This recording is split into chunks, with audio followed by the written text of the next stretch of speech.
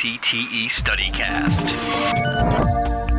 All right, so welcome to NPTE StudyCast. We are looking at Guillain Barre. I always feel so European whenever I pronounce that one. Well, I swear I've heard people say Guillain Barre, and I don't, now it's to the point where it confuses me. Yeah, we'll just go with Guillain Barre. Plus, it's got that accent over the last E, too, so we feel very, very avant-garde. Guillain Barre, Bridget, what is it? So it's an autoimmune disorder of the peripheral nervous system, which causes progressive weakness of the limbs, with usually diminished or absent tendon reflexes.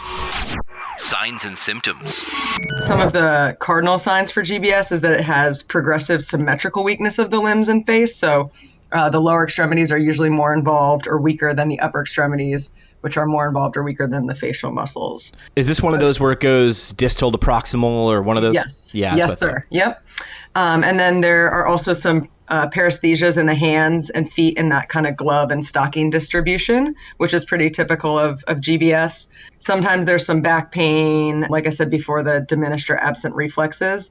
And then cranial nerves are affected in about 50% of the cases, which is kind of interesting. Yeah, scary too, because that involves the diaphragm as well. Yeah, definitely. So a lot of these people acutely are usually put on a ventilator or need some sort of airway support. Anatomy. So anatomy, what's involved with Guillain Barre? Right. So it's going to affect the motor, sensory, and autonomic nerves, but the central nervous system is completely unaffected. So with GBS, you have an inflammatory process that actually affects the Schwann cells, which is really fun to say. I remember those from PT school. Yep. So it affects those, which is going to result in the demyelination of the axon, even though the axon stays intact.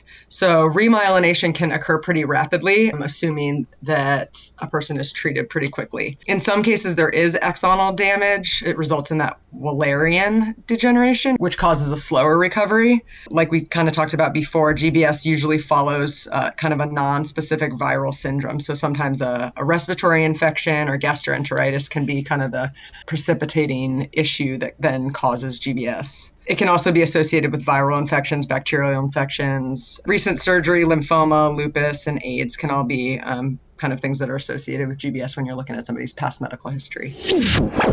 Differential diagnosis. Okay, so this is pretty rare, so you're going to have to do some differential diagnosis because, as we just mentioned, it could be pretty serious. So what else could it be? Yeah, so I think the biggest thing is looking at the mechanism of injury. So was there some sort of traumatic event? Because these people can kind of present like some sort of spinal cord injury, spinal tumor. But also, I think the biggest differential diagnosis is GBS is actually also called AIDP, which is acute inflammatory demyelinating polyneuropathy. So there's all your syllables. Yes. But if you see that, that's really just the same as GBS. But really, you're just going to want to know how this person came to be the way that they are, because it's usually has something to do with some sort of viral infection versus like an actual traumatic event. Special tests.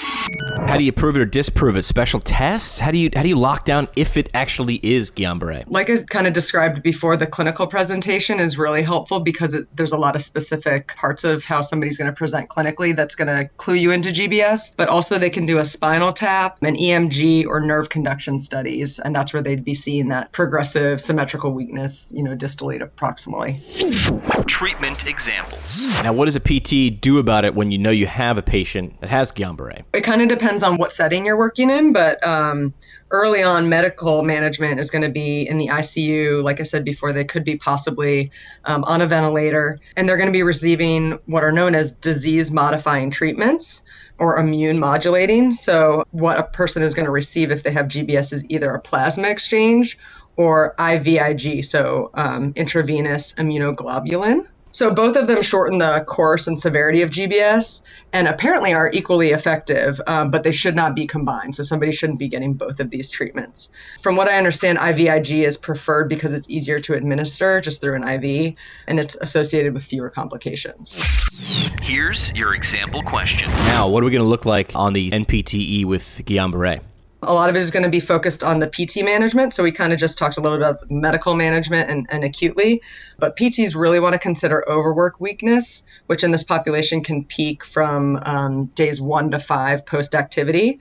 So you need to be making sure that you're providing a lot of rest breaks. And then you also want to be objectively testing strength every day to evaluate if you're seeing some of that overwork weakness. And then you also want to just evaluate muscle soreness. So just asking the patient how they're feeling.